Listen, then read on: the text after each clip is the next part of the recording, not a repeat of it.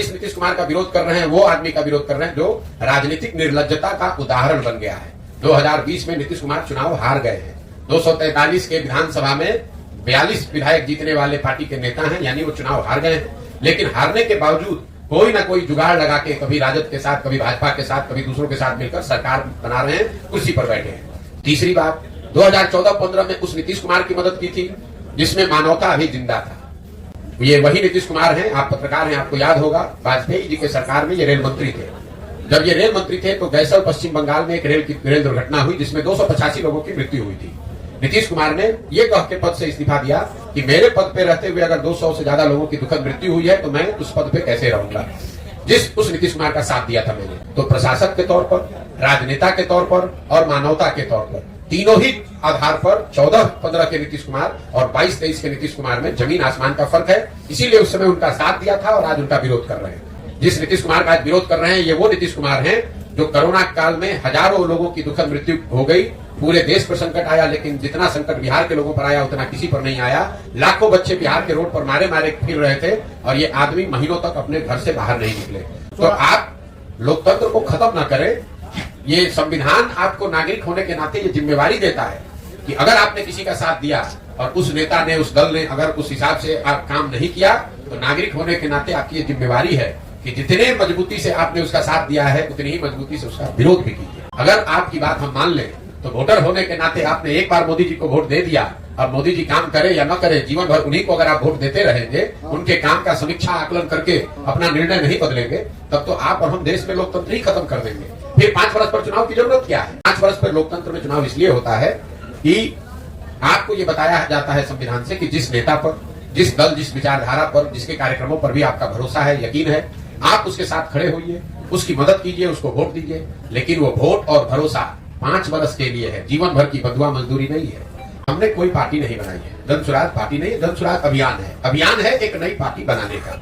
इसके 3 उद्देश्यों में एक उद्देश्य है बिहार में एक नया दल बनाना। 2 वर्ष पहले एक अध्ययन किया गया तो यहाँ 55% बिहार के लोगों ने cutting across cast and religion caste and class, सभी वर्गों के, सभी संप्रदायों के, सभी जातियों को अगर मिला दें तो 55% लोगों ने कहा कि बिहार में सुधार के लिए एक नए दल, नए विकल्प की जरूरत है। लेकिन एक नए दल, एक नए विकल्प की जरूरत है, ऐसा 55% बिहार के लोगों ने कहा है। तो जन सुराज अभियान उसी से जुड़ा हुआ है कि अगर आधे से ज्यादा बिहार की जनता अपने बेहतर भविष्य के लिए नया दल बनाना चाहती है तो जन सुराज वो अभियान है जिससे कि हम लोग गांव-गांव जाकर लोगों को बता रहे हैं कि अगर आप नया दल, नया विकल्प बनाना चाहते हैं तो आप आइए, आप व्यवस्था की, संसाधन की, जाति की चिंता मत कीजिए, आप साथ में आइए। अगर आप ईमानदार व्यक्ति हैं, आप में जज्बा है, आप बिहार को सुधारना चाहते हैं तो आप साथ में आइए, नया दल बनाइए। प्रशांत किशोर और जन सुराज आपकी मदद करेंगे। हमारी भूमिका कुम्हार की है, हम ये कोई दल नहीं है, दल के हम नेता नहीं है, ये अभियान है। और जैसे कुम्हार अच्छी मिट्टी और चाक से घड़ा बनाता है, वैसे गांव-गांव घूमकर इस अभियान के माध्यम से मैं ऐसे लोगों को ढूंढ कर निकाल रहा हूं जो लोग नया दल बनाना चाहते हैं। जब ये अभियान शुरू हुआ तो हमने कहा कि पूरे बिहार में पदयात्रा करने के बाद ही ये निर्णय लिया जाएगा कि दल कब और कैसे बनना है, लेकिन कब कैसे बनना है, दल का नाम, संविधान क्या हो, उसकी प्राथमिकता क्या हो, उसके नेता कौन हो, इस पर निर्णय पदयात्रा के बाद लिया जाएगा। आप में से कई साथियों को ऐसा लगता है अरे भाई तो पहले दूसरे दलों को के लिए काम करते थे और आके बिहार में घूम रहे हैं। दोनों में कोई फर्क नहीं है। पहले हम यही काम दल और नेताओं के लिए करते थे, काम वही कर रहे हैं। अब दल और नेता के बजाय जनता को, बिहार की समाज को समझा रहे हैं कि कैसे आप एक साथ आकर दल बना सकते हैं। मेरा लक्ष्य कोई एक MP सीट जीतना नहीं है। शिक्षकों का MLC चुनाव क्यों लड़ा गया? इसलिए लड़ा क्यों, चुनाव तो समय 8-10 जगह हुआ, एक शिक्षक का चुनाव क्यों लड़ा गया? इसलिए लड़ा गया कि लोगों ने ये कहा कि अगर आप जन सुराज से शिक्षा की बात कर रहे हैं, शिक्षा पर ही आपका फोकस है, तो शिक्षकों के MLC का चुनाव जरूर हम लोग को लड़ना चाहिए, क्योंकि उसमें वोटर सिर्फ शिक्षक है। उनकी बात मानी गई और जिन जिलों में उस समय पदयात्रा हुई थी वहां पर शिक्षकों के MLC के चुनाव के लड़ा गया एक निर्दलीय के तौर पर, हम लोग जीत कर लिया।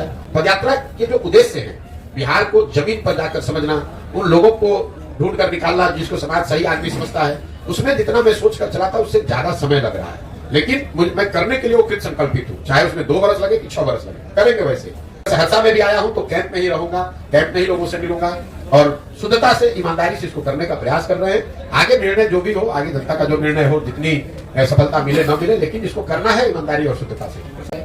दूसरा, सोच उसकी सही हो। सोच ये हो कि बिहार को अगले 10 वर्ष में कैसे विकसित बनाना है, बिहार के लोगों को, बिहार के बच्चों का कैसे उनकी बेहतरी करनी है, बजाय इसके कि किसी जाति, किसी परिवार की बात हो। और तीसरा, किसी एक व्यक्ति पर पूरी व्यवस्था न आधारित हो, इसलिए सामूहिकता से कोई प्रशांत किशोर इसको नहीं ठीक कर सकते हैं। अगर ऐसा होता तो हम कहते हैं कि हम दल बना रहे हैं, हम सही व्यक्ति हैं, हमारी सोच सही है, हम इसको ठीक कर देंगे। तो जो 3 शब्द इस पूरी परिकल्पना के आधार हैं कि सही व्यक्ति का चुनाव किया जाए, मजबूत व्यक्ति का नहीं, सही व्यक्ति का। राजनीति में कई बार मजबूत को सही मानकर उसको आगे बढ़ाया जाता है। हम लोग की सोच यह है कि नहीं, सही व्यक्ति भले कमजोर हो, उसके पीछे साधन व्यवस्था लगाकर उसको मजबूत बनाया जा सकता है, लेकिन मजबूत व्यक्ति को सही मानकर अगर जिता दिया जाए तो ये जरूरी नहीं है कि वो सही हो। बिल्कुल सही बात है। ये आपका जो अनुभव है कि कई लोग पद पे आने के बाद उनका व्यक्तित्व, उनका चरित्र बदलता है। इसीलिए इसके 3 शब्दों में एक महत्वपूर्ण शब्द है सामूहिक प्रयास।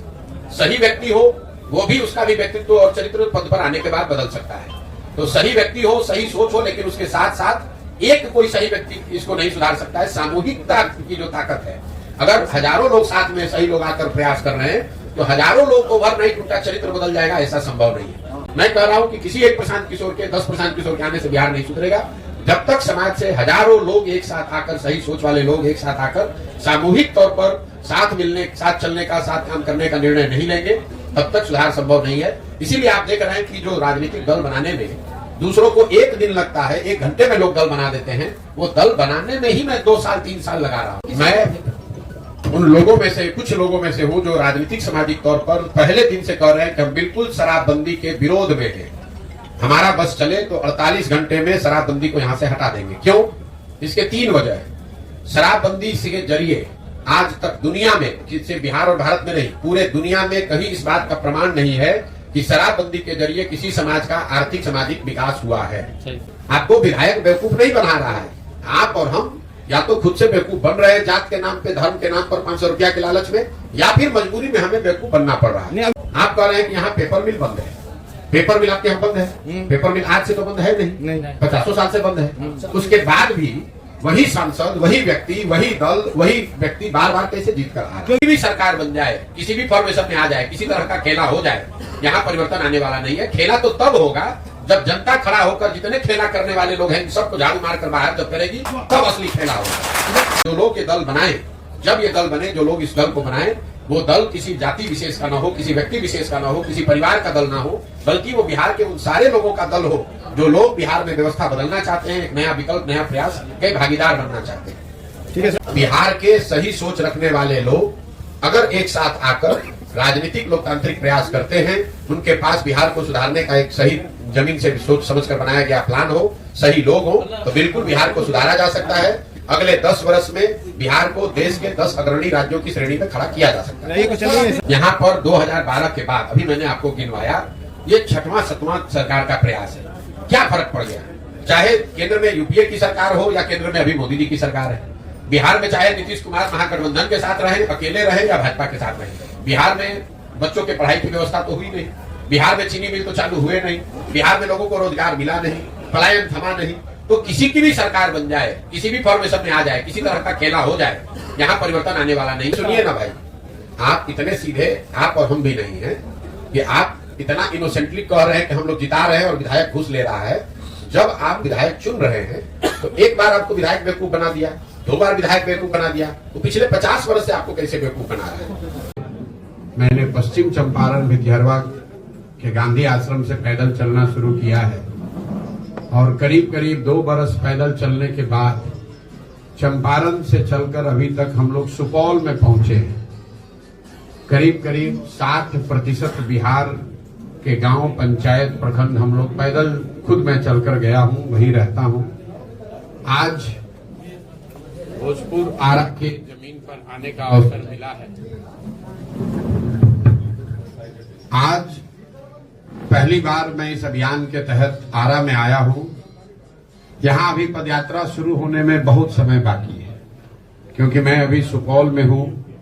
उसके बाद अररिया, किशनगंज, पूर्णिया, कटिहार होते हुए साउथ बिहार में आऊंगा और वो यात्रा शुरू होगी फिर बांका से, बांका, भागलपुर, जमुई, मुंगेर, नालंदा, शेखपुरा, लखीसराय होते हुए गया, औरंगाबाद। अभी यहाँ आने में समय लगेगा, लेकिन चूंकि इन इलाकों से भी जन स्वराज अभियान से बहुत बड़ी संख्या में लोग जुड़े हुए हैं, तो उनके आग्रह पर मैंने ये तय किया है कि 1-2 दिन यात्रा को रोककर बीच में आकर लोगों से मुलाकात करें। उसी के तहत आज हम लोग भोजपुर में आए हैं।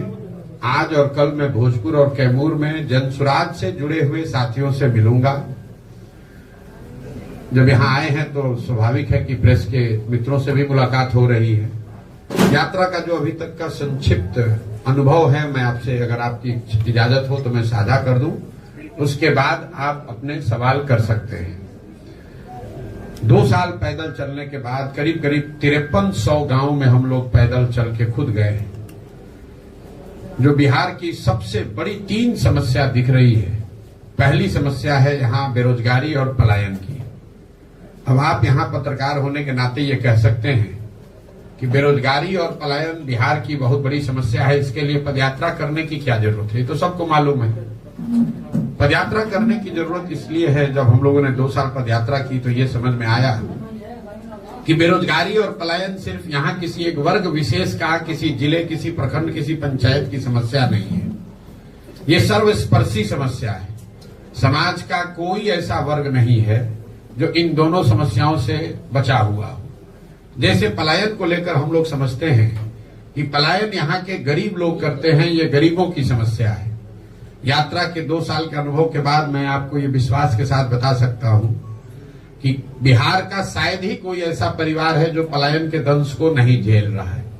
फर्क बस इतना ही है कि गरीब घर का बच्चा मजदूरी करने के लिए पलायन कर रहा है और मध्यम वर्गीय और अच्छे घरों के सामान्य परिवार के बच्चे जो हैं वो पढ़ाई और नौकरी के लिए बाहर जा रहे हैं। लेकिन बाहर जा हर व्यक्ति रहा है। शायद ही कोई ऐसा गांव है जहां पर आपको 30-40% से ज्यादा नवयुवक गांव में मिलते हैं। गांव में जब हम लोग जाते हैं तो ज्यादातर गांव में महिलाएं मिलती हैं, बूढ़े लोग मिलते हैं, बच्चे मिलते हैं।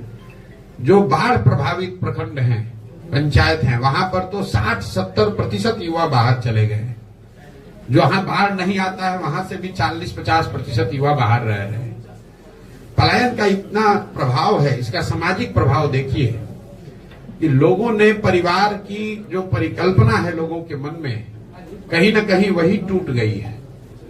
लोगों ने इस बात को जीवन की सच्चाई मान लिया है कि अगर हमारे घर में किसी को कमाई वाला काम करना है, कमाना है, तो उसको घर परिवार छोड़कर बाहर ही जाना है। लोगों ने ये मान लिया है कि अगर मेरा बच्चा अच्छा पढ़ने वाला है तो उसको बिहार के बाहर ही जाना है।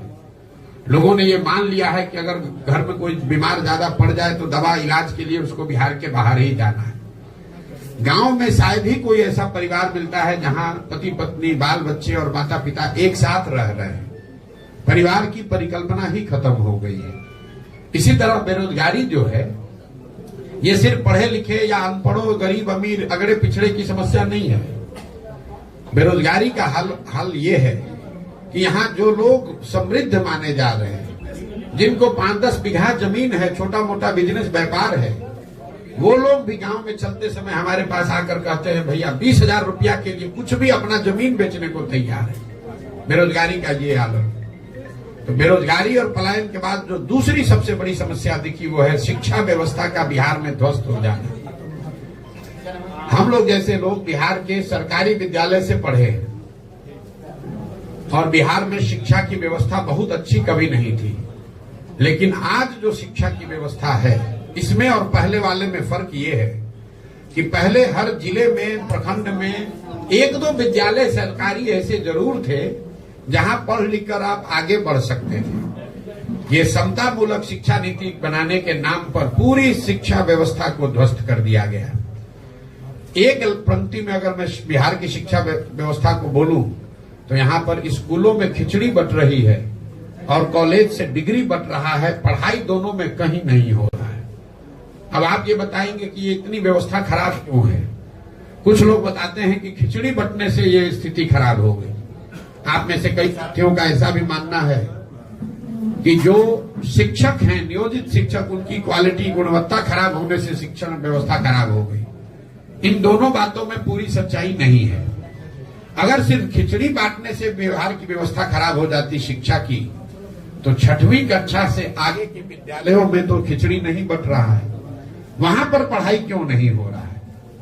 जो लोग ये समझते हैं कि शिक्षकों की गुणवत्ता की वजह से बिहार की शिक्षा व्यवस्था खराब हो गई, आप मुझे बताइए कि पटना साइंस कॉलेज में, आरा जैन कॉलेज में, पटना कॉलेज में, वहां पर पढ़ाई क्यों नहीं हो रही? वहां पर तो नियोजित शिक्षक नहीं पढ़ा रहा है। कहीं ना कहीं इस समस्या की जड़ को अगर आप देखेंगे तो आपको पता चलेगा कि बिहार में शिक्षा व्यवस्था इसलिए खराब हो गई है कि यहाँ समाज और सरकार, मैं समाज को भी कह रहा हूं, सिर्फ सरकार नहीं, समाज और सरकार दोनों की प्राथमिकता में शिक्षा है ही नहीं। समाज के लिए भी शिक्षा और शिक्षण संस्थाएं सिर्फ और सिर्फ सरकारी लाभ और कुछ योजनाओं का बंटवारे का केंद्र है।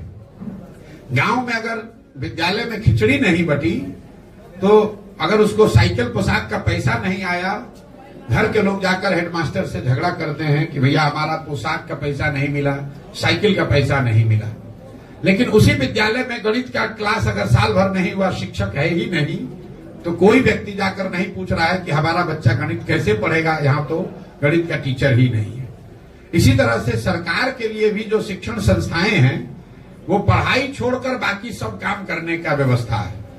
कभी उनसे आप सफाई का काम करवा रहे हैं, कभी उससे इलेक्शन का रोल बनवा रहे हैं, कभी शराबबंदी का डाटा इकट्ठा करवा रहे हैं, कभी वहां से खिचड़ी बंटवा रहे हैं, सब काम कर रहे हैं, पढ़ा नहीं रहे। तो ये नीतीश कुमार की जो, लालू नीतीश की जो शिक्षा नीति रही है, इसकी वजह से बिहार में जो बचा खुचा था वो भी शिक्षा व्यवस्था पूरी तरीके से खत्म हो गई और इससे इतना बड़ा नुकसान हुआ है। मैं हमेशा कहता हूं कि नीतीश कुमार के 15, 17, 18 साल के राज को जब इसका इतिहास लिखा जाएगा तो उनके एक पढ़े लिखे व्यक्ति के नेतृत्व रहते हुए बिहार की शिक्षा व्यवस्था के ध्वस्त होने को उनके शासनकाल का सबसे बड़ा काला अध्याय बताया जाएगा। ऐसा इसलिए कि कल बिहार में एक अच्छी सरकार आ जाए, सड़क टूटी है सड़क बन जाएगा, नहर में पानी नहीं है नहर आ जाएगा, अधिकारी आज चोरी मनमानी कर रहे हैं उसको रोका जा सकता है। लेकिन जो 2 पीढ़ियां इस ध्वस्त शिक्षा व्यवस्था से पढ़कर निकल गई, अब एक अच्छी सरकार आ भी जाए, अच्छी व्यवस्था बन भी जाए तो भी उनका जीवन अब सुधरने वाला नहीं है।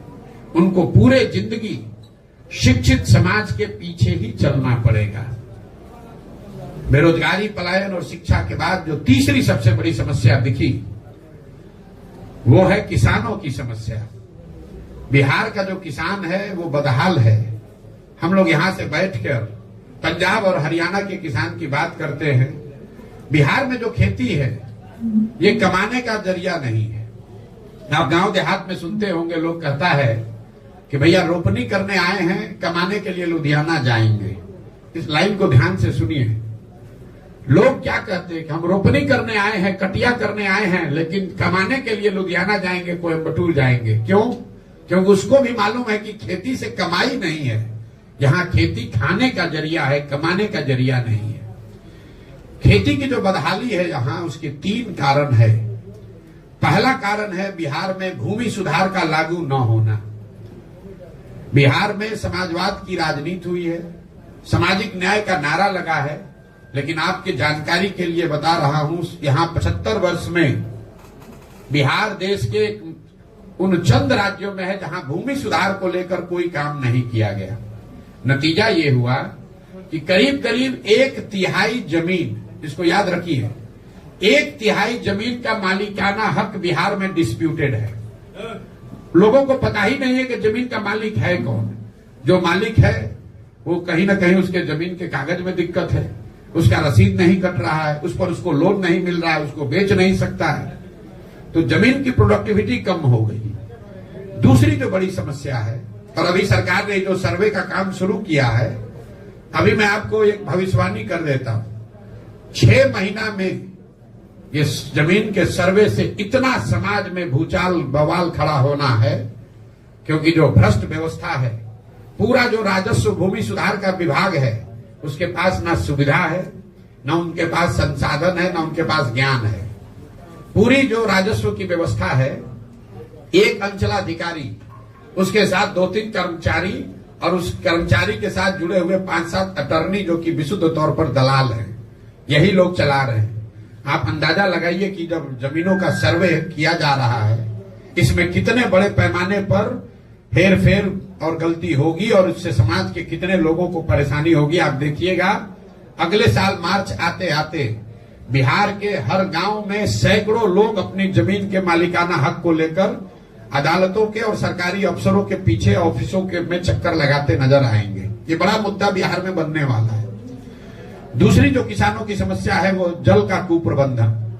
यहाँ जो विभाग है उसका नाम है जल संसाधन। ये सबसे ज्यादा लूट वाला विभाग है। आप लोग को बता देते हैं, बिहार में हर विभाग में चोरी है, कोई ऐसा विभाग नहीं जहां चोरी नहीं है, लेकिन जल संसाधन से ज्यादा चोरी कहीं नहीं है। अगर आपको एक मजाक की बात बता देता हूं, यहाँ गठबंधन का सरकार चलता है, सब विभाग का बंटवारा होता है, लेकिन जल संसाधन का बंटवारा आज तक नहीं हुआ है। जो मुख्यमंत्री रहता है उसी के पास जल संसाधन रहता है। क्यों? दूसरे विभाग में चोरी कीजिएगा तो उसका कुछ निशान पीछे छूट सकता है, पकड़ में आ सकता है। ये ऐसा विभाग है जिसमें खुद ही से आप बाढ़ लाते हैं, खुद ही से पैसा लुटवाते हैं, खुद ही से सूखा की स्थिति पैदा करते हैं और चोरी करके फिर अगले साल फिर नया कार्यक्रम बनाते हैं। तो बिहार में जो जल संसाधन कुप्रबंधन है, इसका नतीजा ये है कि यहाँ 50% भूमि, इसको आंकड़े को याद रखिए, 50% भूमि बाढ़ से प्रभावित है, लेकिन बाकी का जो 50% है उसमें आधी से ज्यादा भूमि में जल जमाव की बहुत बड़ी समस्या है। ये आपको शायद दक्षिण बिहार में इतना नहीं दिखेगी, लेकिन जैसे ही आप तराई के जिलों से नीचे आएंगे, जो तराई के जिले हैं नेपाल से लगते हुए, वहां पर जल जमाव की समस्या उतनी नहीं है। दोनों चंपारण, सीतामढ़ी, मधुबनी, सुपौल, अररिया में उतना जल जमाव की समस्या नहीं है। लेकिन जब आप गोपालगंज जाएंगे, सिवान जाएंगे, सारण जाएंगे, समस्तीपुर जाएंगे, खगड़िया जाइएगा, बेगूसराय जाइएगा, दरभंगा जाइएगा, यहाँ कोई ऐसा पंचायत नहीं है जहां 2-4-5 हजार एकड़ जमीन जल जमाव से नहीं प्रभावित है। एक बार पानी आ गया, वो पानी निकलता ही नहीं है। और तीसरी जो बड़ी बात है, जो दक्षिण बिहार के लिए भी ज्यादा जरूर समझने वाली बात है, बिहार एकमात्र ऐसा राज्य है जहां पिछले 10 साल में सिंचाई वाली भूमि की मात्रा 11% से कम हो गई। दूसरे राज्यों में सिंचाई की सुविधाओं का विस्तार हुआ। पिछले 10 वर्ष में बिहार में सिंचाई की जो व्यवस्था है वो नहरों के रखरखाव और नलकूप के रखरखाव के अभाव में 11% कम हो गया। आप गांव देहात में चलिएगा तो आप लोगों को दिखता होगा, लोग बताते हैं कि भैया इस सोन कैनाल का पानी पहले आता था, अब पानी नहीं पहुंचता है क्योंकि सिल्ट पड़ गया, रखरखाव नहीं हुआ। तो ये आंकड़ा याद रखिए, अगर आज से 10 वर्ष पहले 100 एकड़ जमीन को सिंचाई की सुविधा बिहार में थी तो वो घट के अभी 89 एकड़ ही रह गया है। लेकिन भूमि सुधार और जल कुप्रबंधन के बाद भी जो यहाँ पैदा हो रहा है, किसानों की जो सबसे बड़ी समस्या है कि जो अनाज यहाँ पर किसान पैदा कर रहा है वो उसको उचित दाम नहीं मिल रहा है। एक आर्थिक सर्वेक्षण बताता है कि बिहार में किसान जो पैदा कर रहे हैं उसका उचित दाम न मिलने की वजह से बिहार के किसानों को हर साल, इसको याद रखिए, प्रति वर्ष 15 से 20 हजार करोड़ रुपए का नुकसान हो रहा है। ये पूरा जो शाहबाद का एरिया है, ये धान का कटोरा लोग कहते हैं, यहाँ धान की खेती होती है। मैं आपको चुनौती दे रहा हूं, आप मुझे कोई किसान दिखाइए जिसने 2100 रुपया में, 2200 रुपया में अपना धान पिछले 2 वर्ष में बेचा हो। हर किसान यहाँ 1400, 1500, 1600 में ही अपना धान बेचा है। जो पैक्स की व्यवस्था है यहाँ, उसका आंकड़ा सुन लीजिए। हम लोग कहते हैं कि पंजाब में, हरियाणा में किसान बहुत धनी है। भैया पिछले 10 वर्ष में पंजाब में 70% धान और करीब 75% गेहूं सरकारी समर्थन मूल्य पर सरकार के एजेंसियों के द्वारा खरीदा गया है। बिहार में पिछले 10 वर्ष में 13% धान, याद रखिए 13% धान और 1% गेहूं ही सरकारी एजेंसियों के द्वारा, पैक्स के द्वारा सरकारी समर्थन मूल्य पर खरीदा गया है। तो 2000 का धान जब किसान 1400-1500 में बेचेगा तो स्वाभाविक है कि उसको नुकसान होगा ही होगा।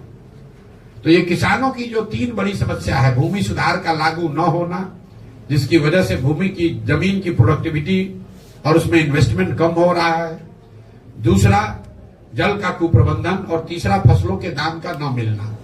ये 3 बड़ी समस्याओं के बाद जो 3 सबसे ज्यादा सुने जाने वाले शब्द रहे पदयात्रा में, वो है अधिकारियों की मनमानी, दूसरा है सरकारी विभागों में फैला हुआ भ्रष्टाचार और तीसरा है कट मनी।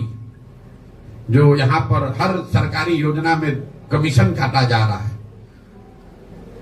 अभी के जो नीतीश का राज है उसके बारे में लोग बताते हैं गांव में कि भैया बिहार ने लालू जी का जंगल राज देखा है, अपराधियों का जंगल राज देखा है, लेकिन आज जो बिहार में व्यवस्था चल रही है वो अधिकारियों का जंगल राज है। यहाँ के अधिकारियों की मनमानी है, वो जो चाहेंगे वही करेंगे। नीतीश कुमार और उनके साथ बैठे हुए चार पांच सलाहकार जो कि सब पहले के एक्स ब्यूरोक्रेट हैं। ध्यान रखिए,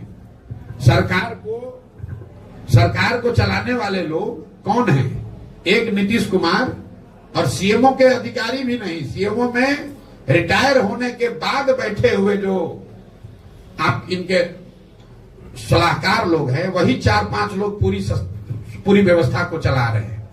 सत्ता और संसाधन का इतना केंद्रीकरण हो गया है कि आपको राशन कार्ड भी चाहिए तो मुख्यमंत्री के यहां आपको जाना है। कोई मुखिया का ताकत नहीं है कि किसी को इंदिरा आवास दे दे, किसी मुखिया का ताकत नहीं है कि चुने हुए प्रतिनिधि किसी ग्राम सभा के पास ये अधिकार नहीं है कि ग्राम सभा का बैठक करके तय कर दे कि कितने लोगों को घर मिलना चाहिए। ये सब कुछ नीतीश कुमार ने अधिकारियों के हाथ में नियंत्रण दे दिया है। भ्रष्टाचार उसकी वजह से चरम पर है और अधिकारियों की इतनी मनमानी है तो खुलेआम लोग कह रहे हैं भैया जो करना है कर लीजिए, करेंगे वही जो हमारा मन है। आप लोग भी रोज देखते होंगे। दूसरी जो समस्या सुनने को मिली, जो सरकारी विभागों में फैला हुआ भ्रष्टाचार है। 5-7 साल पहले हम भी बिहार में आए हैं, काम किए, नीतीश कुमार के साथ भी काम किया मैंने। जितना भ्रष्टाचार अभी है इतना भ्रष्टाचार हम लोग पहले कभी नहीं सुनते थे। कोई ऐसा सरकारी विभाग काम नहीं है जहां 2-4-5 हजार रुपया दिए बगैर आप काम करा लीजिए। चाहे आपको राशन कार्ड बनाना है, आपको पासपोर्ट का पुलिस वेरिफिकेशन कराना है, इंदिरा आवास चाहिए, कोई भी सरकारी जाति प्रमाण पत्र चाहिए, आपको पैसा दिए बगैर कोई उपाय नहीं है। और तीसरी एक जो व्यवस्था है कि सरकारी योजना चाहे केंद्र की हो या राज्य की, व्यवस्थित तरीके से उसमें कट जरूर लगना है। कहीं 10% है, कहीं 40% है। मनरेगा में 40%, तो आपको ये प्रधानमंत्री जो अनाज की योजना है उसमें 30 से 32 रुपए प्रति क्विंटल अनाज के में से पैसा लोग ले रहे हैं। यही वजह है कि आप गांव में देखते होंगे कि लोगों को 5 किलो नहीं 4 किलो अनाज मिल रहा है। और ये जो 30-35 रुपए प्रति क्विंटल अनाज में पैसा काटा जा रहा है, ये बजाबता विधायकों का भी उसमें हिस्सा है। मैं आपको कैमरे पर कह रहा हूं, ज्यादातर जगहों पर चाहे किसी दल का विधायक हो, वो भी 6 से 8 रुपया प्रति महीना ये प्रधानमंत्री के अनाज योजना में पैसा हर महीना पा रहा है। अंदाजा लगाइए चोरी का कि हर प्रखंड में 20 से 25 हजार क्विंटल अनाज आ रहा है इस योजना के तहत, और हर क्विंटल पर 30 से 35 रुपया प्रति महीना ये लोग काट रहे हैं। तो 3 शब्द, सरकारी विभागों में फैला हुआ भ्रष्टाचार, अधिकारियों की मनमानी और योजनाओं में काटे जाने वाला जो ये कमीशन है। 3 धंधे जहां पर यहाँ के युवाओं को मजबूरी में ही सही कुछ न कुछ काम करने को मिल रहा है। वो है अवैध बालू, अवैध शराब का कारोबार, और जो मैंने अभी बताया आपको अनाज का जो नया माफिया बिहार में खड़ा हुआ है, इसकी चर्चा ज्यादा नहीं हो रही। गांव में हम लोग को कोई ऐसा गांव नहीं मिलता है 5-10 युवा वहां शराब के अवैध कारोबार में न लगा हुआ। ये सरकार जितने शराब के बड़े माफिया हैं वो युवाओं का जीवन बर्बाद कर रहे हैं। उनको मोटरसाइकिल दे दिया, उनको कुछ पैसा दे दिया, बोतल यहां से उठाओ वहां करो, 2-4 हजार रुपया कमाओ। ये बच्चे शराब के अवैध कारोबार में युवा लग रहे हैं। उनके हाथ में कट्टा, मोटरसाइकिल आपको हर गांव में मिलेगा। दूसरा, हम लोग रोड पर चलते हैं, अगर 10 ट्रैक्टर ट्रॉली ट्रक मिलता है तो ये मान कर चलिए कि उसमें से 2-3 ट्रैक्टर ट्रॉली ऐसा ही होगा जिसमें अवैध बालू का कहीं ना कहीं आवागमन हो रहा है। बालू का यहाँ कारोबार इतना बढ़ गया है, इतना बड़े स्तर पर उसमें लूट हो रही है जिसका अंत नहीं है। और तीसरा जो मैंने आपको बताया अनाज का, जो अनाज से ये 30-35 रुपया प्रति महीना लिया जा रहा है, अफसर और जनप्रतिनिधि अनाज तो ले नहीं रहे, तो अनाज को पैसे में कन्वर्ट करना और फिर उसी अनाज को वापस उसी चैनल में भेजना, इसके लिए हर जिले में बाजाबता अनाज के माफिया हो गए जो करोड़ों रुपए में डील कर रहे हैं। हजारों टन अनाज को लेकर उससे पैसा कन्वर्ट करना, पैसे को अफसरों और जनप्रतिनिधियों तक पहुंचाना और फिर उसको उसी अनाज को वापस जनता के बीच में भेजना। तो ये 3 उद्योग है नीतीश कुमार ने जो व्यवस्था अभी बनाई है बिहार की।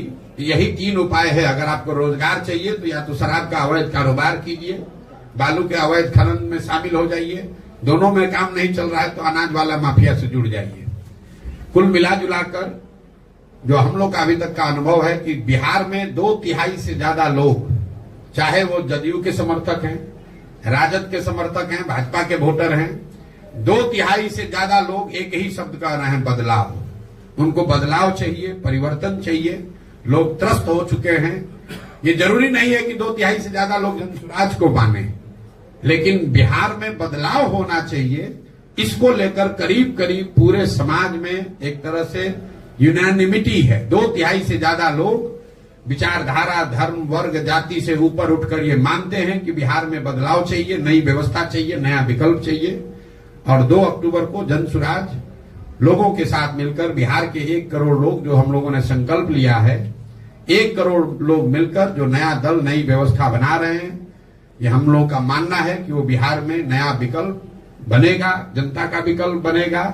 और अगले 10 वर्ष में बिहार को देश के 10 अग्रणी राज्यों में शामिल करने के लिए सही लोग, एक सही प्रोग्राम, एक विजन और सही प्रयास करने के लिए एक जो शुरुआत की गई है, इसका फायदा आने वाले समय में बिहार के लोगों को मिलेगा। बहुत बहुत धन्यवाद। और आपका जो सवाल है वो आप कर लीजिए। पहले आप पॉलिटिकल पार्टीज के लिए स्ट्रेटजी बनाते थे, आपने बिहार की समस्याएं गिनाई, आपके मन में वो सारे सॉल्यूशंस भी होंगे जो शायद आप पॉलिटिकली इन्वॉल्व होने के बाद बिहार में जब आप शासन में आएंगे या फिर आपके विधायक जीतेंगे तो आप उस चीज को इम्प्लीमेंट करेंगे। भाई ऐसा है कि मैं ऐसे उन लोगों में से नहीं हूं जो मानता है कि सब कुछ हमें ही को पता है। अगर हमें को सब पता होता तो हमको गांव गांव पैदल चलने की जरूरत क्या थी। आप में से कई लोगों को लग रहा है कि पहले जो मैं काम करता था और अब मैं जो काम कर रहा हूं इसमें फर्क है। मैं आपको बता रहा हूं दोनों में कोई फर्क नहीं है। फर्क बस इतना है कि पहले मैं दल और नेताओं को बताता था कि आप अपने दल का संगठन बेहतर कैसे बनाइए, किन मुद्दों पर चुनाव लड़िए, कौन से मुद्दे जनता के पास लेकर जाइए, किसको टिकट दीजिए, चुनाव का प्रबंधन कैसे कीजिए, प्रचार कैसे कीजिए, सोशल मीडिया कैसे चलाइए ताकि आप चुनाव जीतिएगा। काम तो हम आज भी वही कर रहे हैं। फर्क बस इतना है कि पहले दल और नेता के लिए करते थे, अब बिहार की जनता के लिए कर रहे हैं। बिहार की जनता को गांव गांव जाकर बता रहे हैं कि भाई तुम्हारे पास पैसा नहीं है तो कोई बात नहीं है, तुम्हारे पास बाहुबल नहीं है, जाति नहीं है तो कोई बात नहीं है, लेकिन बिहार में अगर नया विकल्प बनाना है, नई व्यवस्था बनाना है तो तुम आओ, साथ में जुड़ो और तुमको ये दल बनाने में, नया विकल्प खड़ा करने में, चुनाव लड़ने में जो मदद चाहिए वो जनसुराज के माध्यम से प्रशांत किशोर देंगे। वही काम कर रहे हैं। सर, आपके ओपोनेंट लगातार फंडिंग को लेकर सवाल खड़े कर रहे हैं कि प्रशांत किशोर ने आखिर पैसा कहाँ कमा लिया, कितने सारे लोगों को। अब पहले भाई ऐसा है कि अपोनेंट से पहले पूछ लीजिए कि अभी तक तो ये कह रहा था कि प्रशांत किशोर इतने बड़े बिजनेसमैन हैं कि बड़े बड़े नेताओं को सलाह देते हैं और सैकड़ों करोड़ रुपया कमाते हैं। तो अगर वो बात ठीक है तब तो हमारे पास पैसे की कमी होनी ही नहीं चाहिए। हम तो 1-2 को नहीं 10 को राज्य में सरकार बनवाए हैं, तो हमको पैसे क्या कमी है। और अगर वो बात सही नहीं है तो पहले मानो कि पहले झूठ बोल रहे थे। हम आपको बता रहे हैं, जिस दिन से पदयात्रा कर रहे हैं उस दिन से बता रहे हैं कि पैसा कहां से आ रहा है। पैसा उन जगहों से आ रहा है, उन लोगों से के पास से आ रहा है जिन लोगों को पिछले 10 वर्ष में प्रशांत किशोर ने कंधा लगाया है, उनकी मदद की है, उनको जिताने में मदद किया है, उनकी सरकारें बनवाई हैं। पैसा उनसे आ रहा है। पैसा सरस्वती से आ रहा है। हम लोग क्या कहते हैं, जिसके पास सरस्वती जहां है वहां लक्ष्मी की कोई कमी हो नहीं सकती है। पैसा प्रशांत किशोर के बुद्धि से आ रहा है। प्रशांत किशोर अपनी बुद्धि को गिरवी रख रहे हैं। प्रशांत किशोर ये जाकर कह रहे हैं कि हम तुमको हर तरह का सलाह देंगे, जो जरूरत पड़ेगी सलाह देंगे, तुम हमारी पैसे से मदद करो। क्यों करो? हमको अपार्टमेंट नहीं बनाना है, हमको यहाँ मॉल नहीं खोलना है, हमको बेनामी संपत्ति नहीं बनाना है। पैसा इसलिए चाहिए कि बिहार में गरीब से गरीब का लड़का भी अगर काबिल है, वो चुनाव लड़ना चाहता है, उसके सामने बालू माफिया है, शराब माफिया है, ये लूट कर बैठे हुए बड़े बड़े दल है, कैसे चुनाव लड़ेगा? पैसे की वजह से कोई गरीब का बच्चा पीछे न छूट जाए, इसके लिए हमने जाकर कहा है कि पैसे की चिंता मत करो, पैसा का चिंता जनसुराज करेगा।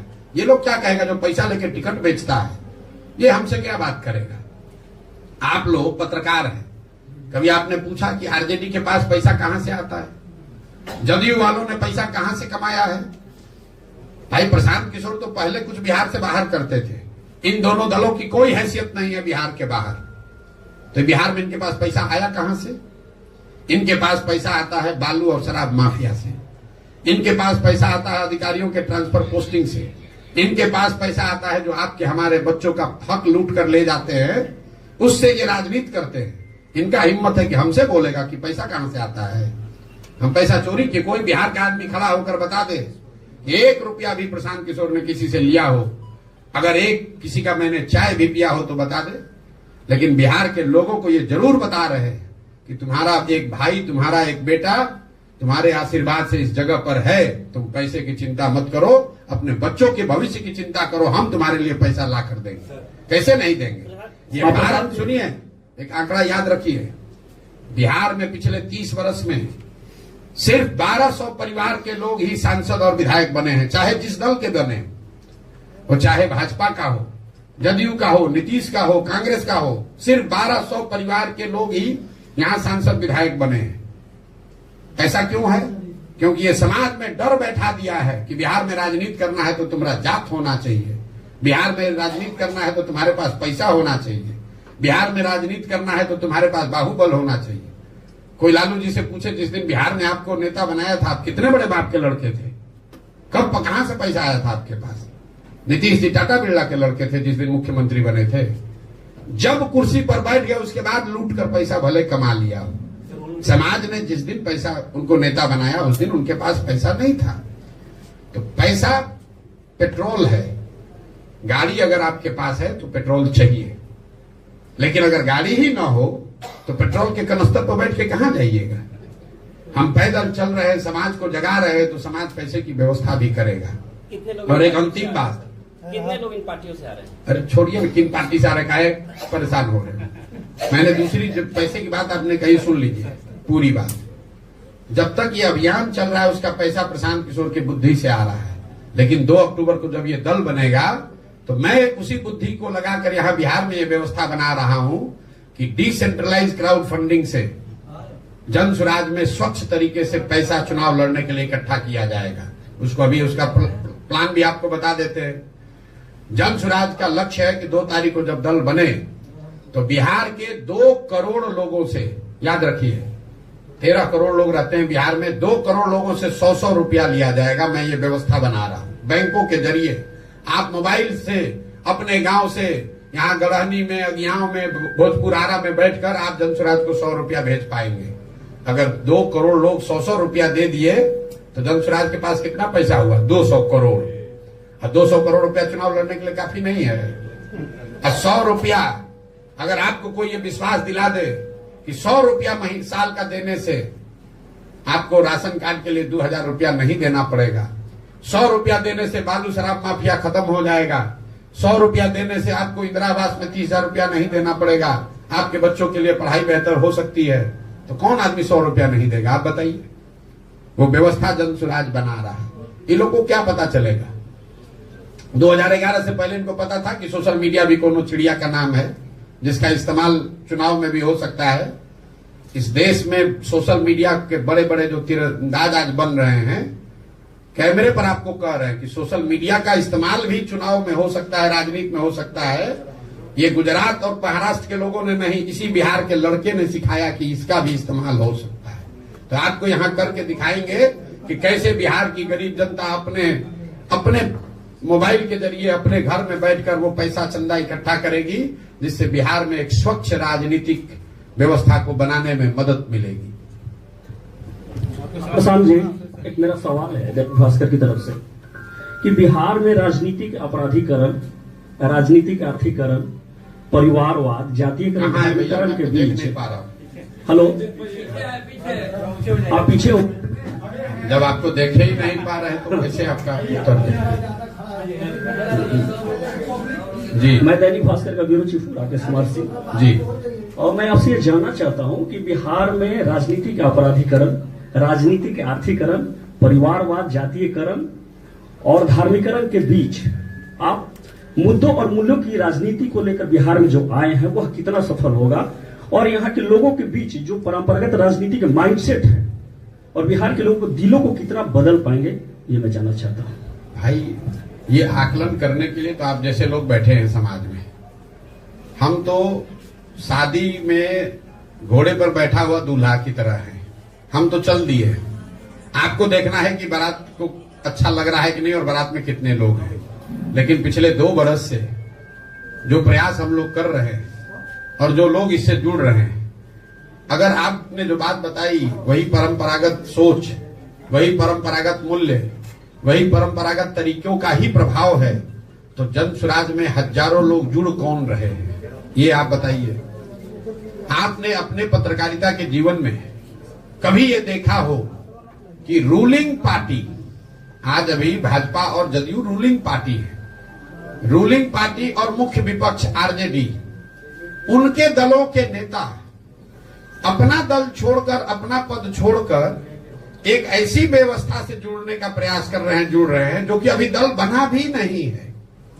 ये इस सोच की ताकत है। अभी दल बना नहीं है और तीनों चारों दल जो कि परंपरागत राजनीतिक के ध्वजवाहक हैं, उनके यहां खलबली है, जो आपको भी दिख रही है। चिट्ठी जन स्वराज ने नहीं निकाला है कि जन स्वराज के लोग आरजेडी में मत जाओ, चिट्ठी आरजेडी ने निकाली है लालू जी के राजनीतिक और सिद्धांतिक मूल्यों का हवाला देकर कि मेरे भाई प्लीज छोड़कर मत जाओ, जन स्वराज में मत जाओ। फोन जदयू और भाजपा के लोग अपने कार्यकर्ताओं को रोकने के लिए कर रहे हैं, जन स्वराज वाले नहीं कर रहे हैं। सप्लीमेंट क्वेश्चन है, पूरा प्रश्न है कि गठबंधन की राजनीति देश और बिहार में है और नए नेतृत्व को पनपने नहीं दे रहा है। सत्ता आज मतलब सत्ता और विरोध यहाँ है ही नहीं। इस गठबंधन की राजनीति का क्या काट आपके पास हो सकता है? बिल्कुल काट बना दिया है। आपने बनाया 3 दल का गठबंधन, किसी ने बनाया 5 दल का गठबंधन, हमने बनाया बिहार के 1 करोड़ लोगों का गठबंधन। दल नहीं बनाया, दल तो अभी बना कहां है।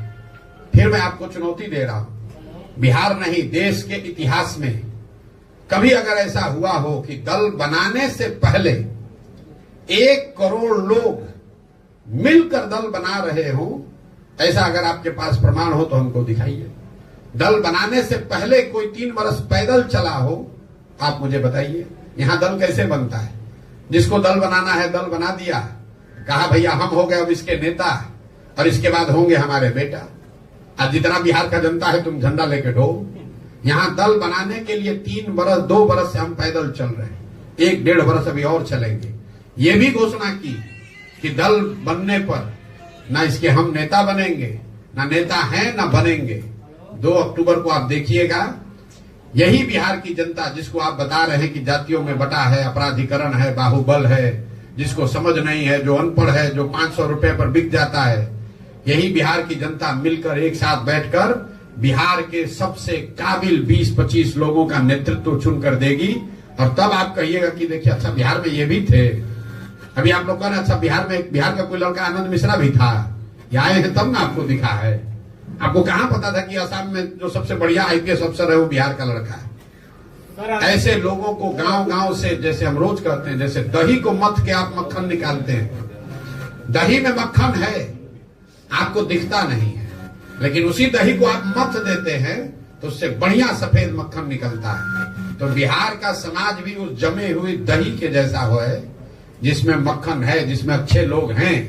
समाज को मत कर अच्छे लोगों को निकालने की जरूरत है। मैं अंतिम बात आपको बताऊं, जब लोग कहते हैं ना भैया कोई अच्छा बचा ही नहीं, हम पूछते हैं ये बताओ कि गांव देहात शहर में 100 में 1 आदमी अच्छा बचा है कि नहीं बचा है?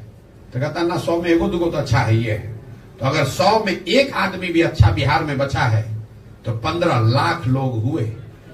हमको तो बिहार सुधारने के लिए 10,000 लोग चाहिए, बिहार सुधारने के लिए 100-150 अच्छा विधायक चाहिए, बिहार सुधारने के लिए 5,000 10,000 बढ़िया मुखिया सरपंच चाहिए। अगर 100 में 1 आदमी भी समाज में अच्छा बचा है तो बिल्कुल इसको किया जा सकता है। तो सर जी एक सवाल है, जिस तरीके से आप अभी रणनीति बना करके एक नया संगठन बनाने जा रहे हैं, इसी तरीके से दिल्ली में एक समय अरविंद केजरीवाल भी मिलता जुलता आपसे रणनीति बना करके नेता बने और आज उन पर कई एलिगेशन लग रहे हैं, जेल जा रहे हैं, उनके कई वकील। आप पत्रकारिता करते हैं तो सवाल पूछने से पहले थोड़ा बहुत तो अध्ययन करके पूछना ही चाहिए। अरविंद मैं कम से कम 2 वर्ष में 50 जगहों पर मैंने ये बताया है कि प्रशांत किशोर का आंदोलनों में कोई यकीन नहीं है। आम आदमी पार्टी आंदोलन से निकली हुई पार्टी है, अन्ना के आंदोलन से। प्रशांत किशोर का आंदोलन में कोई यकीन ही नहीं है। इसलिए नहीं कि अन्ना के आंदोलन में क्या हुआ कि जेपी के आंदोलन में क्या हुआ। मानव सभ्यता के इतिहास को दुनिया में आप पढ़िएगा तो आपको पता चलेगा कि आज तक फ्रांस की क्रांति को, आंदोलन को अगर अपवाद के तौर पर हटा दिया जाए तो दुनिया में किसी भी आंदोलन से समाज के सृजन का काम नहीं हुआ है। आंदोलन जो है, इसको समझिए, आंदोलन जो है वो तेज हथियार है जिससे आप बड़े से बड़े वृक्ष को काट सकते हैं। उस हथियार से आप बड़े से बड़े नेता को हरा सकते हैं, सल्तनत को सत्ता से हटा सकते हैं, सल्तनत को उखाड़ सकते हैं, उससे नए समाज का सृजन नहीं कर सकते। यहां बिहार में जेपी का आंदोलन हुआ, उससे तब की सरकार, दिल्ली की सरकार, इंदिरा गांधी को हटा दिया गया, लेकिन उससे देश और बिहार में नए समाज का सृजन नहीं हुआ। जन सुराज में हमने कोई आज तक धरना प्रदर्शन नहीं किया, बिहार बंद का कॉल नहीं किया, किसी को गाली गलौज नहीं करा, किसी अधिकारी के कार्यालय पर जाकर धरने पर नहीं बैठे, ये भी नहीं कहा कि वोट किसको दो, किसी नेता के खिलाफ भी कुछ नहीं बोला। सिर्फ इतना जाकर बोले कि तुमने भैया जिस चीज के लिए आज तक वोट दिया वो तुमको मिला, तुमने एक ही चीज के लिए जीवन में वोट नहीं दिया, वो है अपने बच्चों के पढ़ाई और रोजगार की बात। तुमने वोट दिया मंदिर के लिए, तो तुम्हारे वोट से ही मंदिर भले अयोध्या में बना है, तुम्हारा वोट का ताकत है कि मंदिर वहां बना है। तुमने वोट दिया 5 किलो अनाज के लिए, तो कितना भी भ्रष्टाचार है 4 किलो अनाज मिल रहा है।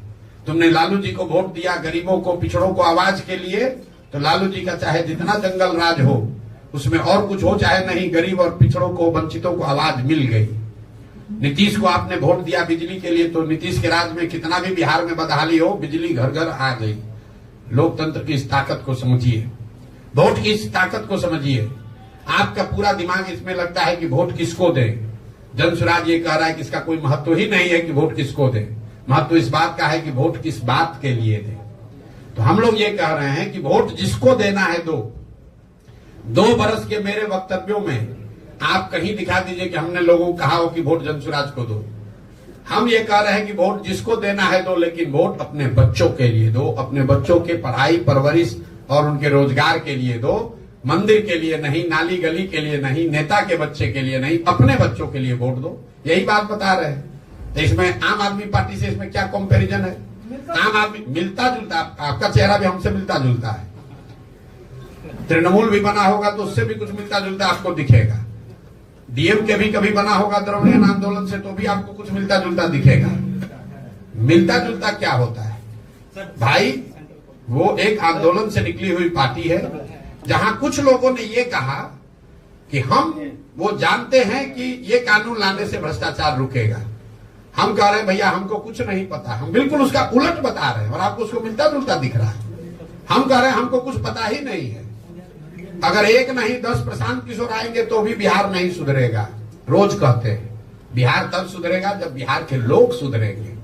500 रुपया लेकर वोट दीजिएगा तो मुखिया आपका चोर नहीं होगा तो हरिश्चंद्र होगा, और रोज जाकर कैमरे पर कहते हैं। प्रशांत जी, मैं मुकेश सिंह जैतेश कनादेश से ये जानना चाह रहा था कि 2 अक्टूबर गठन के बाद 2025 के चुनाव में जनसुराज आ रही है, किसको अपना प्रतिद्वंदी मानती है और क्या मानक होना चाहिए कैंडिडेट्स के लिए?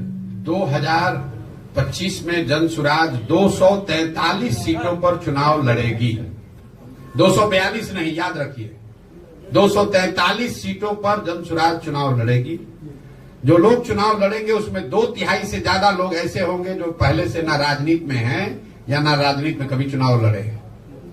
नए लोग आपको दिखेंगे, वो समाज से मत कर निकाले गए लोग होंगे। उनका चुनाव की जो प्रक्रिया है वो पूरी हमने समाज में जारी की है। आपने अमेरिका में अभी प्रेसिडेंट का चुनाव हो रहा है, आपने कभी ये पढ़ा सुना कि अमेरिका में प्रेसिडेंट का टिकट कौन देता है? अमेरिका में डोनाल्ड ट्रंप रिपब्लिकन पार्टी के कैंडिडेट होंगे, टिकट कौन दिया? ये टिकट देने की एक प्रक्रिया है, कोई व्यक्ति नहीं देता है। वहां पर जिसको भी रिपब्लिकन पार्टी का उम्मीदवार होना है, डेमोक्रेटिक पार्टी का उम्मीदवार होना है, वो अपना एप्लीकेशन देता है, वो खड़ा होता है और समाज के सामने अपना प्रोग्राम बताता है कि हम रिपब्लिकन पार्टी के उम्मीदवार के तौर पर हमारा समर्थन कीजिए। हम अगर उम्मीदवार बनेंगे तो हम ऐसे डेमोक्रेटिक पार्टी को हराएंगे और ऐसे अमेरिका को आगे बढ़ाएंगे। ये व्यवस्था जनसुराज बिहार में लागू करेगी। किसके साथ चुनाव होगा? आ रहे हैं किसके साथ होगा। अब बहुत तुरंत 2020 का जमाना है, आप लोग को तुरंत आंसर चाहिए। अभी पूछा कैंडिडेट का मानक क्या होगा, मानक सुनने से पहले किसके साथ चुनाव होगा, वो जब तक बताएंगे नहीं तब बताइए कि अभी कैबिनेट में कौन आएगा। तो जनसुराज भी हर विधानसभा क्षेत्र से 5 से 7 ऐसे लोगों का नाम दिसंबर से पहले जारी करेगा जिसको हम संभावित उम्मीदवार के तौर पर देखते हैं, ताकि क्षेत्र की जनता 1 बरस तक उस शख्स के साथ काम करके, देखकर, सुनकर, परखकर और हर 3 महीना पर उसका रिपोर्ट कार्ड जारी करेंगे कि ये जो 7 हैं इसमें क्षेत्र की जनता, आगियाओं की जनता, बड़हरा की जनता बता रही है कि ये आदमी सबसे अच्छा उम्मीदवार है। और 1 बरस के इस प्रयास के बाद जो नंबर 1 पर आया, जिसको क्षेत्र की जनता ने चुना, वही जनसुराज का उम्मीदवार हो गया। तो ये चुनाव की प्रक्रिया है। आपने पूछा चुनाव लड़ाई किससे होगी? लड़ाई स्वाभाविक है एनडीए से होगी। इसलिए होगी एनडीए से कि अभी अगर लोकसभा का चुनाव का नतीजा देखिए तो करीब 176 विधानसभा क्षेत्र में एनडीए आगे है। तो हम लोग की लड़ाई सीधे तौर पर एनडीए से होगी। आरजेडी यहाँ तीसरे नंबर का दल होगा। पूर्ण सवाल है, आपने कल कहा है कि 40 जनसुराज गठबंधन भी करेगी आने वाले समय में। 243 पद जनसुराज लड़ेगा तो गठबंधन करेंगे। 500 सीट उसके आगे बढ़ा रहे हैं विधानसभा में। नहीं, मतलब गठबंधन में लड़ेगी या अकेले लड़ेगी? जब बोला कि जनसुराज 243 लड़ेगा तो गठबंधन और जनसुराज में अगला चुनाव होगा, आप देखते जाइए। लेकिन सर एक नेशनल पॉलिटिक्स को लेकर सवाल है। भोजपुर में आई बनी, भोजपुर में आई बनी पे लड़ा जाता है और बिहार में पॉलिटिक्स अलग होता है सर, समीकरण अलग होता है। मेरे भाई ऐसा है, यहाँ एनडीए के उम्मीदवार, एनडीए के मुख्यमंत्री नीतीश कुमार हैं और उनके सहयोगी दल हैं भाजपा। ठीक है, बिहार में पिछले 30 वर्षों से लालू नीतीश का राज है और बिहार की बर्बादी के लिए लालू नीतीश जिम्मेवार हैं। लेकिन उनसे बड़ा दोषी भी कांग्रेस और भाजपा है। क्यों है, इसको ध्यान समझिए। लालू जी चाहे बिहार के जितने बड़े नेता हों, अपने जीवन में सिर्फ एक ही बार बिहार अपने दम पर जीत कर आए हैं। बाकी सारे समय बिहार को चलाने, लूटने का जो उन्होंने काम किया वो कांग्रेस की बैसाखी से किया।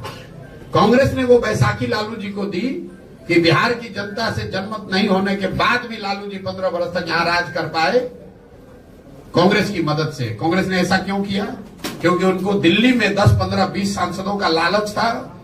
15-20 सांसदों की लालच में उन्होंने बिहार और बिहार के बच्चों का भविष्य लालू के हाथ में गिरवी रख दिया।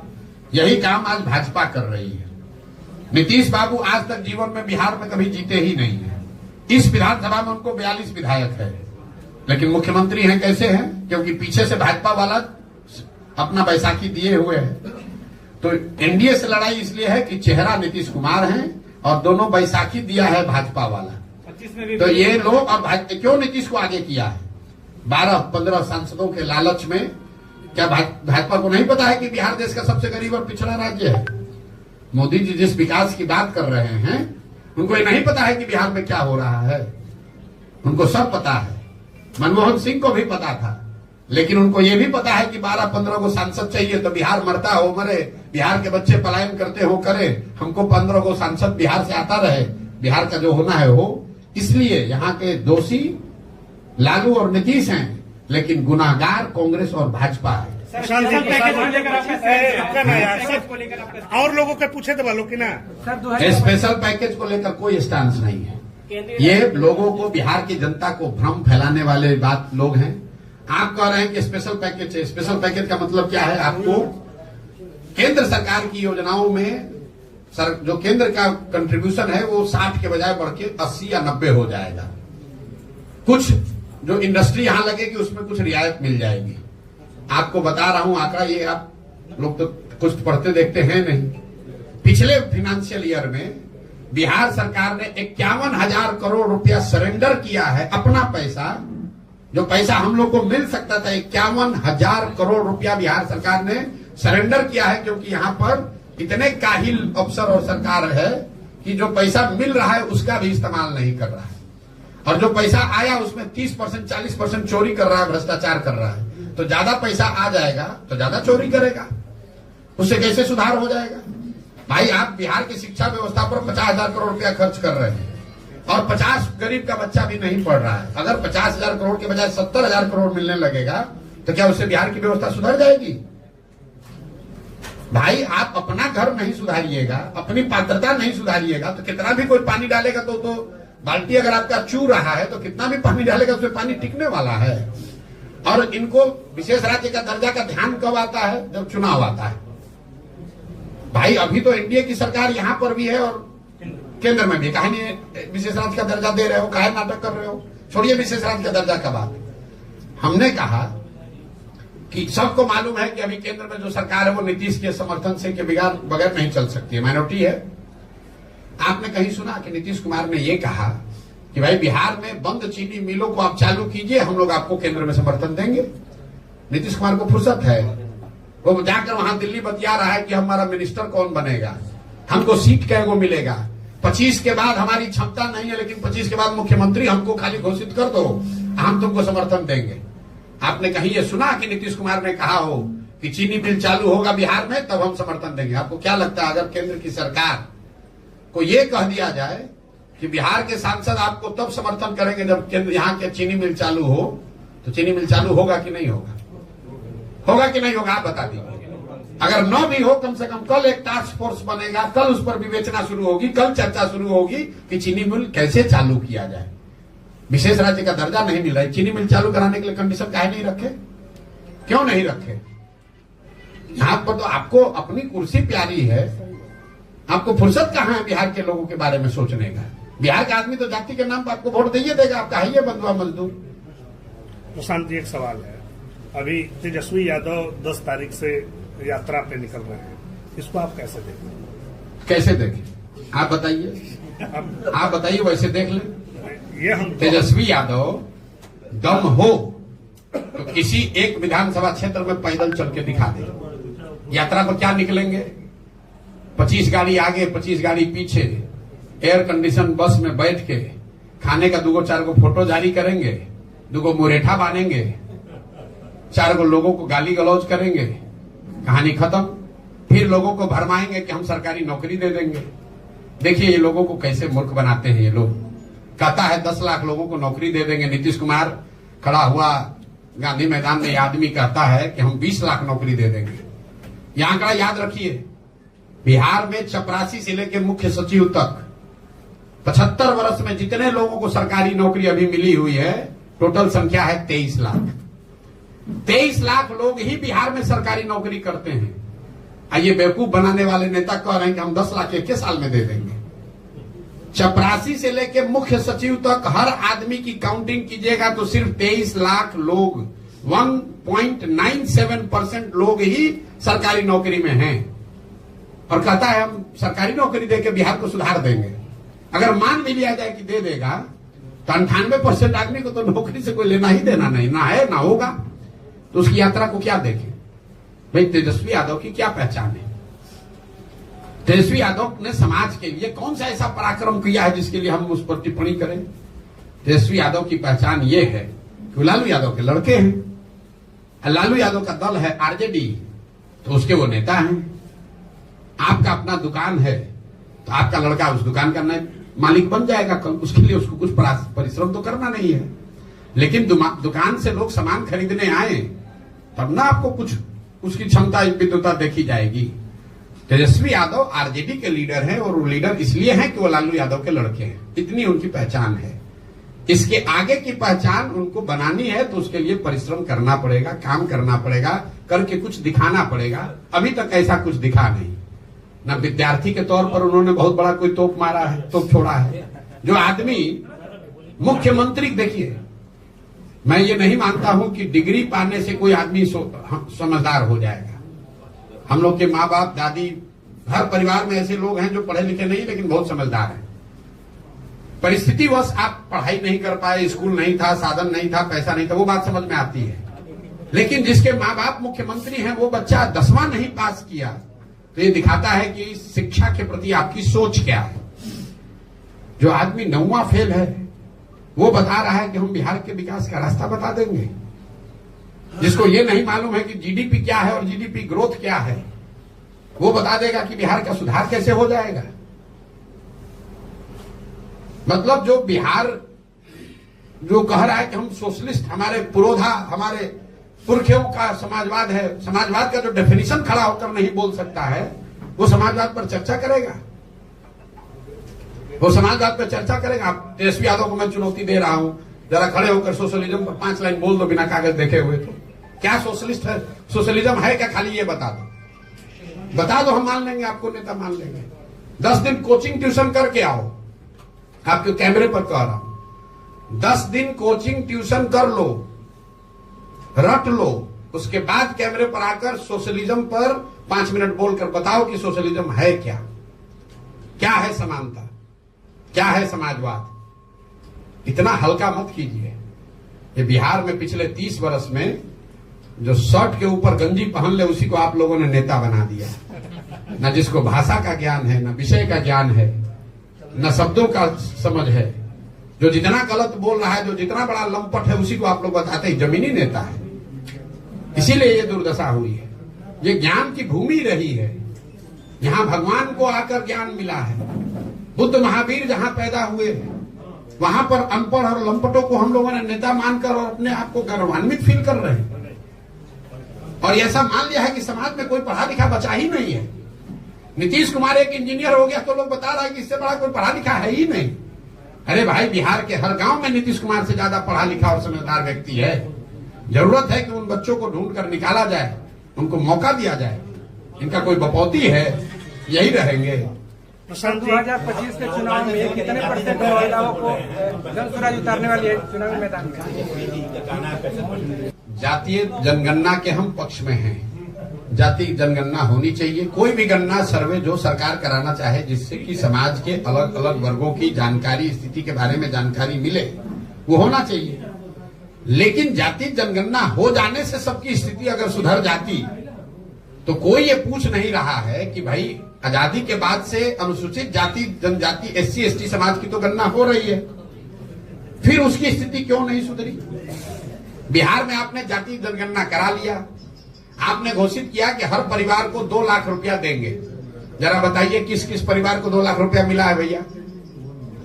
भाई, महागठबंधन की सरकार में नीतीश कुमार ने कहा ना जातिगत जनगणना हो गया, तो 30 वर्ष से जिन पिछड़ों को बेवकूफ बनाकर उनके नाम की इन्होंने राजनीति की, उन्हीं के सर्वे ने बताया कि उसके आर्थिक, सामाजिक, शैक्षणिक स्थिति में कोई सुधार नहीं हुआ।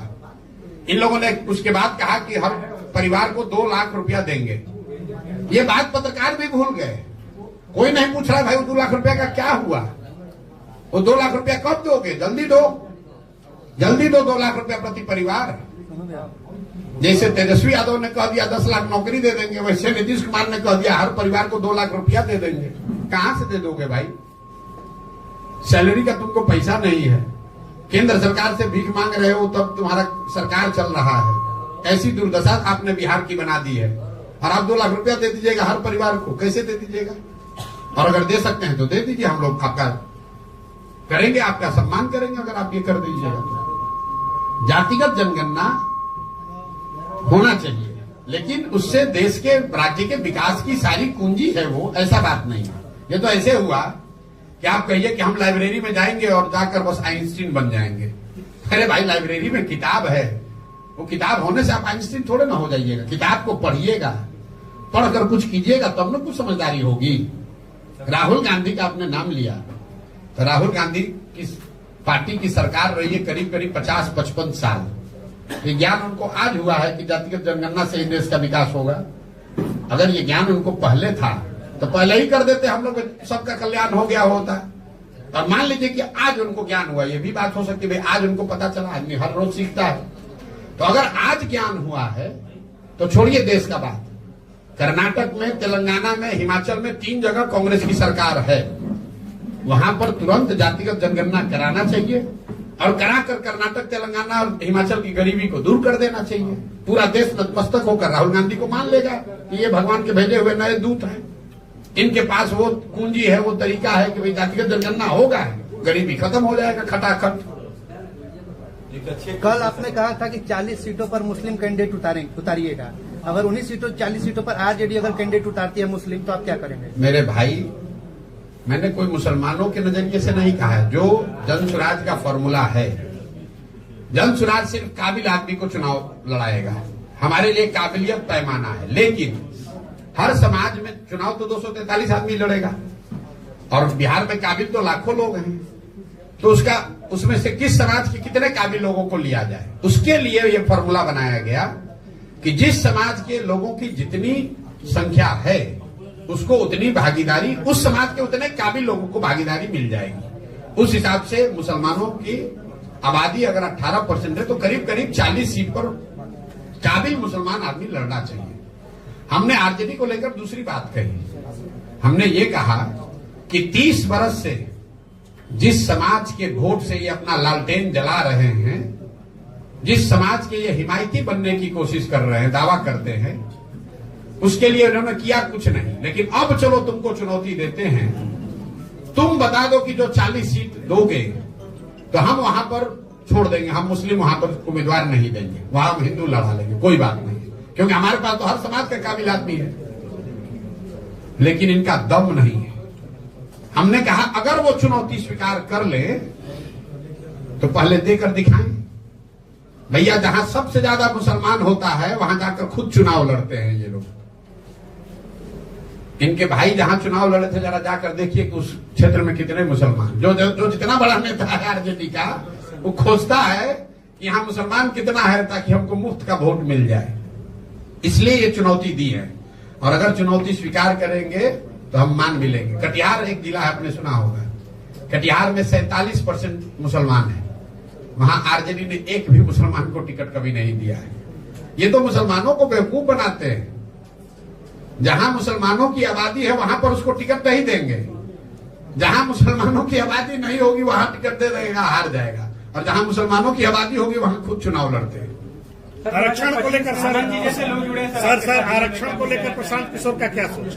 आरक्षण को लेकर प्रशांत किशोर की सोच ये है कि जो संवैधानिक व्यवस्था आरक्षण को लेकर बाबा साहब अम्बेडकर के संविधान में है वो बनी रहनी चाहिए। कुछ लोगों का ये कहना है कि संविधान में तो इसका प्रोविजन 10-20 साल के लिए किया गया था, इसको इतना लंबा क्यों चलाया जा रहा है? तो संविधान में ये व्यवस्था 10-20 साल के लिए इसलिए की गई थी कि जब 10-20 साल में समाज के वो वर्ग सामान्य वर्गों के बराबर आ जाएंगे, लेकिन वो किसी वजह से नहीं आए। तो आरक्षण की व्यवस्था तब तक चलनी चाहिए जब तक जिन वर्गों को आरक्षण का लाभ मिल रहा है वो सामान्य वर्गों के बराबर आर्थिक, सामाजिक, शैक्षणिक नजरिए से उनके बराबर न हो जाए। मान लीजिए कि गरीबी हटाओ कार्यक्रम शुरू किया गया 1980 में, तो अगर गरीबी 5 वर्ष में 10 वर्ष में नहीं हटी तो क्या गरीबी हटाने का कार्यक्रम बंद कर दिया जाएगा? आपको रोग है, आपको डॉक्टर ने दवा दी कि आप 2 महीना खाइए, ठीक हो जाइएगा, लेकिन अगर 2 महीना में रोग ठीक नहीं होगा तो दवा खाना छोड़ दीजिएगा, तब तो गड़बड़ हो जाएगा ना। तो आरक्षण की व्यवस्था जो संविधान में है वो बनी रहनी चाहिए, तब तक बनी रहनी चाहिए जब तक जिन वर्गों को इसका लाभ मिल रहा है उनकी सामाजिक, राजनीतिक, शैक्षणिक स्थिति सामान्य वर्गों के बराबर न हो जाए। एक आखिरी सवाल है,